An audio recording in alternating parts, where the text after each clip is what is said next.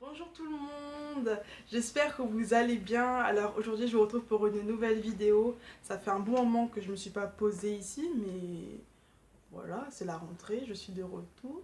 J'espère que vous avez passé tous et toutes de bonnes vacances.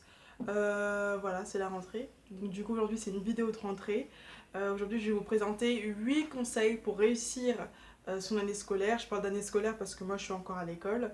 Donc voilà, je pense que ça peut s'appliquer plus ou moins si vous travaillez. Je pense qu'il y a certains conseils que vous ne pourrez pas appliquer, bien sûr, mais si vous travaillez, je pense qu'il y en a certains qui pourront vous aider. Donc voilà, normalement, vous avez également vu ma nouvelle introduction. J'espère que ça vous plaira. N'hésitez pas à me le dire dans les commentaires. Voilà, sans plus tarder. Ah oui, non, je voulais dire aussi que ces conseils, ils viennent d'un article que j'ai vu sur Chrétien Lifestyle. Voilà, pour pas changer les bonnes habitudes. Donc voilà, je crois que c'est tout ce que je voulais vous dire avant de commencer. On commence tout de suite avec le premier conseil qui est de placer son année scolaire entre les mains de Dieu. Et ça peut paraître anodin, pour certaines personnes étonnant, mais en fait c'est super important parce que sans Dieu on s'en sortira pas. Parce qu'il y a des moments où on aura on aura l'impression qu'on ne pourra pas s'en sortir, qu'on va galérer à apprendre nos cours. Qu'on aura, je sais pas, on aura du mal à se concentrer à l'école, on aura la flemme d'y aller.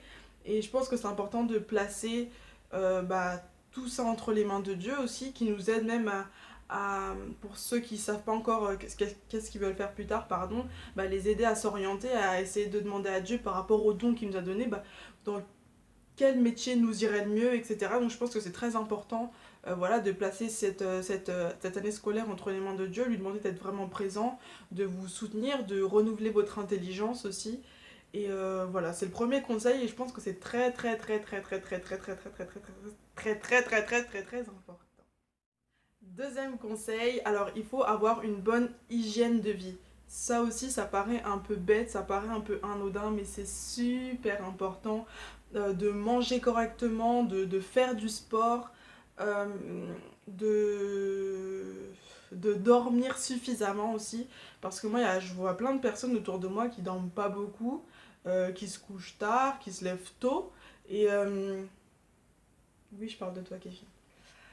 Qui se couchent tard et qui se lèvent tôt.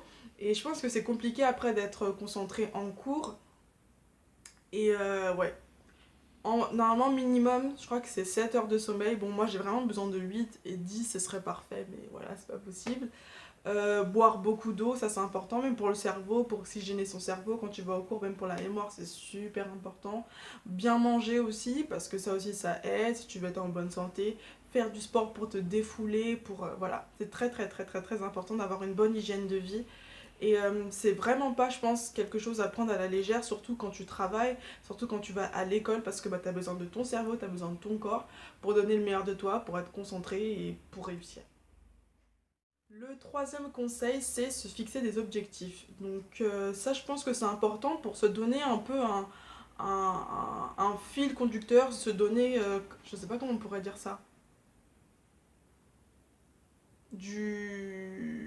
une certaine motivation aussi. Par exemple, te dire, bon, pour les maths, il faut que j'ai euh, 14 de moyenne. Et tu te fixes cet objectif-là et tu fais en sorte de parvenir à cet objectif-là. Ou si c'est pour autre chose, pour... je sais pas, si t'as une chaîne YouTube pour ta chaîne YouTube, si t'as un blog, voilà, pour remplir ton blog, voilà, te donner des objectifs parce que je pense que c'est important de savoir où est-ce que tu vas. Et, et voilà, se fixer des objectifs, je pense que c'est très très très important. En fait, je vous dis très très très important, mais depuis le début, tous les conseils sont très très importants et ceux qui vont venir aussi sont très très très importants. Donc je pense que je vais continuer à répéter très très très important tout au long de cette vidéo qui est très très très importante. Quatrième conseil qu'on entend un peu partout quand on parle d'école, quand on parle de travail et quand on parle de vie en général, il faut s'organiser. Donc, je fais cette tête-là parce que je sais que même moi j'ai des gros problèmes d'organisation, mais l'organisation c'est super super super super important. Euh, voilà, bien noter vos devoirs, même si c'est pas sur un agenda, mais bien les noter, savoir quand est-ce que vous avez telle et telle chose t'organiser, prendre de l'avance pour savoir ok, tel jour j'ai ça à faire, donc il faut que je m'organise, que je fasse ça avant. C'est super super important parce que sinon je pense que très vite on se sent submergé parce qu'on avait ça à faire, on avait oublié, on avait, tu vois, je pense que c'est très important, voilà, de s'organiser et voilà, il y en a, vous pouvez aussi vous faire des plannings. Moi, je sais que je faisais des plannings pendant un moment. Et bah, des fois, les plannings, j'avais un peu du mal à les tenir parce qu'ils n'étaient pas très réalistes. Pardon, ça aussi c'est très important. Par exemple, si vous faites un planning, c'est bien que ce soit réaliste. Par exemple, que vous ne mettiez pas 13 matières à réviser ou 13 leçons à réviser. On sait très bien que c'est pas possible de réviser 13 leçons en une journée, à moins que vous soyez un super héros. Et voilà, on sait très bien que c'est pas possible, on reste quand même humain, donc il faut faire avec ce qu'on peut faire. Et puis on n'a pas tous la même capacité. Si tu vois que ton ami peut réviser 5 chapitres et toi c'est que 2, et bah tu révises que 2 chapitres. Mais après tu vois, tu prends de l'avance et tu t'organises, ce qui fait qu'aussi, même si toi t'en révises 2 par jour, et bah au moins tu pourras tous les avoir révisés pour ton contrôle si tu t'es organisé correctement. Si tu t'auras révisé, apprendre 2 chapitres par jour et lui 5, il fera une autre organisation. Chacun aussi a son organisation, mais après je pense que c'est bien de voir un peu l'organisation de chacun pour ensuite prendre un peu ce qui te correspond, ce qui te va et l'appliquer pour toi. Cinquième conseil, ça paraît hyper logique, mais il y en a qui le font pas. Moi j'ai eu quelques petits soucis cette année, mais ça a été relativement. Le conseil c'est soyez assidus en cours. Je pense que c'est la même chose pour le travail, soyez assidus au travail, c'est très important parce que je pense que c'est chiant de rattraper du travail, c'est chiant de rattraper des cours. Et, et assister à un cours, écouter les conseils du prof, les explications du prof, c'est pas la même chose que 2 jours après avoir le cahier de ton camarade ou ta camarade et de recopier le cours. T'as pas toutes les explications, tu comprendras peut-être pas pareil. Et aussi le fait que bah, des fois tu sois absent, et bah t'as même la flemme de rattraper et tu peux louper des choses importantes et c'est des choses qui peuvent bah, qui auraient pu te rapporter 1 ou 2 points sur un contrôle, ou au travail la même chose, être assez assidu pour être au point en fait, pour savoir où est-ce qu'on est dans le travail, savoir ce qu'il reste à faire, s'il y a eu des nouvelles choses qui se sont passées entre temps. Parce que franchement, je pense que vous avez déjà tous vécu ça, être absent 2 3 jours en cours, ou même une après-midi seulement, t'as l'impression de louper plein de choses. Donc voilà, être assidu en cours, on sait très bien qu'on peut pas être là tout le temps parce que des fois on a des imprévus, et même si on a la flemme, même si on n'a pas envie, même si on a une excuse bidon, enfin qu'on va mettre sur le carnet, hein, du genre j'ai mal à la tête, non, des fois il faut forcer et, euh, et le faire. Après aussi par rapport à ça, je rajoute un peu une petite couche. Si vous êtes absent et que là par contre il y a une bonne raison, essayez aussi de toujours justifier vos absences parce que ça aussi c'est important. Et, et, euh, et c'est quelque chose qu'aussi on oublie pas mal de faire à l'école. Je dis ça parce que bah, comme on grandit, on a un peu la flemme, on se dit on est grand, on n'a pas besoin de justifier. Mais ça montre aussi votre sérieux, ça montre aussi que tu loupes les cours parce que t'avais pas le choix, parce que t'avais autre chose à faire mais que t'avais pas le choix. Voilà, je pense que c'est important comme je dis. Et, et voilà, et c'est pour vous aussi, l'école c'est important, le travail c'est important. Et bah, si t'es pas là, on avance sans toi, hein, donc tu prends du retard. Donc voilà, soyez assidus en cours et soyez assidus au travail. Autre conseil, n'hésitez pas à demander de l'aide. Donc oui, n'hésitez pas à demander de l'aide, que ce soit à vos camarades, à vos professeurs parce qu'ils sont là pour ça. Je sais pas, à des personnes qui sont plus grandes que vous, ou des grands frères, des grandes sœurs, même des petits frères, des petites sœurs s'ils peuvent vous aider sur certaines matières. Euh, je sais pas, à vos frères et sœurs de l'église, c'est aussi, ça sert à ça, c'est une famille, c'est tout ça. Voilà, parce que bah, des fois, c'est vrai qu'il y a des choses qu'on comprend pas. Et des fois, le fait que différentes personnes vous expliquent, ça vous permettra de comprendre parce que chacun a sa manière d'expliquer. Et, et voilà, faut pas avoir honte, faut pas avoir peur de demander de l'aide. Même, je sais qu'en cours, des fois, même moi, j'ose pas trop poser la question au prof quand j'ai pas compris. Mais il faut se dire que déjà, ça va te permettre d'avancer et par exemple de pas être bloqué sur tout le chapitre alors que c'était juste un petit truc que tu n'avais pas compris.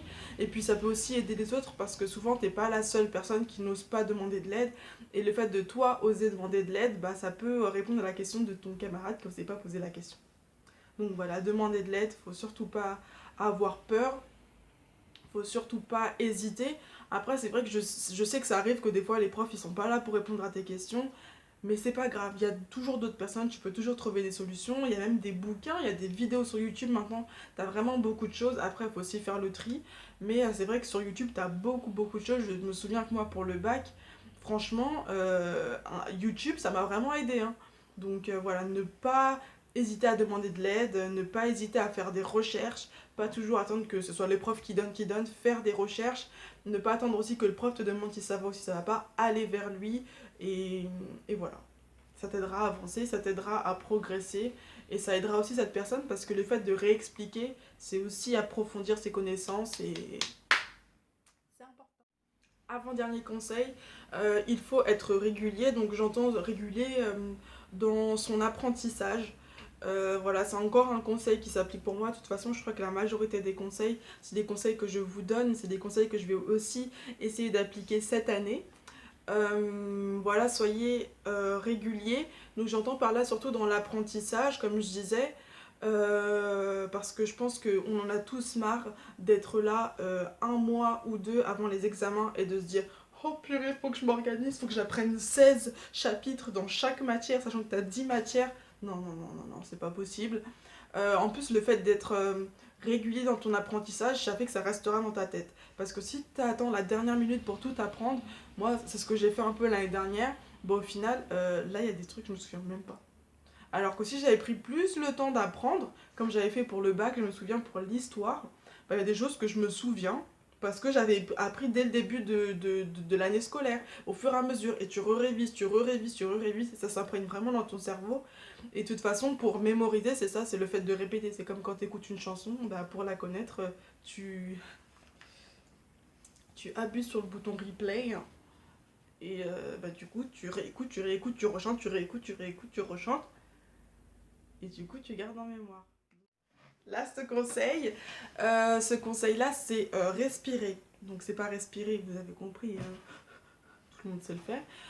Respirer, c'est souffler, c'est-à-dire ne pas oublier que oui, à l'école, oui, il y a le travail, mais il faut aussi savoir prendre du temps pour soi, faire des activités extrascolaires, je sais pas, aller à des conférences, aller au musée, aller au cinéma, sortir entre amis, s'aérer en fait, c'est ça le mot en fait, s'aérer.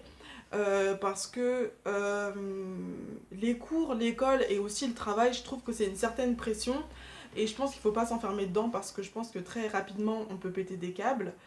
Euh, donc voilà, faut sortir. Après, faut toujours que ce soit mesuré, savoir faire la part des choses et encore une fois s'organiser, bah, dire faut que je révise, mais il faut aussi que je prenne du temps pour moi, faut que ce soit un peu, faut que ce soit bien partagé. Donc voilà, vraiment prenez le temps de souffler, prenez le temps de vous aérer, de faire du sport, de bouger, de vous défouler. C'est super important comme je l'ai dit tout au long de cette vidéo. Et, euh, et voilà. En tout cas, je crois que c'est tout pour cette vidéo. J'ai dit les 8 conseils. Oui. J'ai dit les 8 conseils, donc j'espère que ces conseils vous serviront, j'espère que vous réussirez à les appliquer comme moi j'essaierai de les appliquer aussi pour moi, parce que bah, c'est aussi important de réussir son année scolaire, c'est important de réussir au travail. Euh, donc voilà, j'espère que cette vidéo vous a plu, n'hésitez pas à me le dire dans les commentaires. Voilà, il y a plein de petites choses qui arrivent sur la chaîne, parce que voilà, je me suis un peu organisée pendant les vacances, on a commencé. Donc voilà, j'espère que tout ça, ça vous plaira. Comme d'habitude, n'hésitez pas à me le dire, vraiment à mettre en commentaire, comme ça bah, je saurai si ça vous plaît, je saurai s'il faut que je fasse de nouvelles vidéos, si j'innove, si... même si vous voulez que je change de décor, voilà, dites-moi, n'hésitez pas à me le dire, ça me ferait plaisir. Et, euh, et voilà, en attendant, je vous fais des gros bisous et puis je vous dis à bientôt. Et voilà, bonne rentrée à tous. À bientôt, que Dieu vous bénisse. World, world, world, take time to